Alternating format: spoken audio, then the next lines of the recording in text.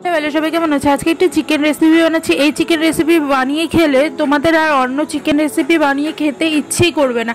তো প্রথমে চিকেন নিয়ে নিয়েছি, তার মধ্যে জল ঝরানো দই নিয়েছি, জিরের গুঁড়ো, ধনের গুঁড়ো, পরিমাণ মতো লঙ্কার গুঁড়ো, তোমাদের ঝাল যতটা ভালো লাগে সেই অনুযায়ী লঙ্কার গুঁড়ো দেবে, অল্প সামান্য হলুদের গুঁড়ো আর আদা রসুনের পেস্ট চামচ পরিমাণ মতো আমি রেডিমেড আদা রসুনের পেস্ট দিয়েছি, তোমরা চাইলে বাটনা বেটেও দিতে পারো। 1.5 চামচ পরিমাণ মতো বেসন দিয়ে নিচ্ছি, আর দিয়ে নিচ্ছি অল্প 1 চামচ পরিমাণ মতো ভিনিগার আর 1 চামচ পরিমাণ মতো সয়া সস না থাকলে তোমরা স্কিপ করতে পারো।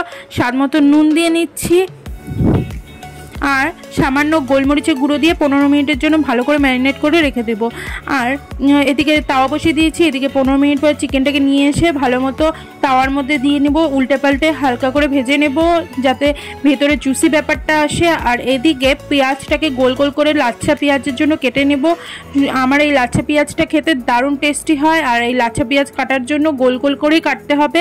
আর এদিকে চিকেনটাও হয়ে গিয়েছে, স্মোকি ফ্লেভার আনার জন্য ভালো করে গ্যাসের ওপরে দিয়ে নিচ্ছি, ভালো করে পুড়িয়ে নিচ্ছি যাতে স্মোকি ফ্লেভারটা দারুণ আসে। আর এদিকে পেঁয়াজের মধ্যে অল্প বাটার, চাট মশলা আর সামান্য নুন দিয়ে নিচ্ছি, ভালো করে মিক্সড করে নিচ্ছি। এভাবে লাচ্ছা পেঁয়াজ খেতে দারুণ টেস্টি লাগে। আর চিকেনটার ওপরে হালকা বাটার দিয়ে নিয়েছি, তাতে জুসি পেপারটা আরও ভালো লাগে। আর একটু লেবু দিয়ে সার্ভ করেছি, দারুণ টেস্টি হয়েছিল, তোমরাও বানিয়ে খেও।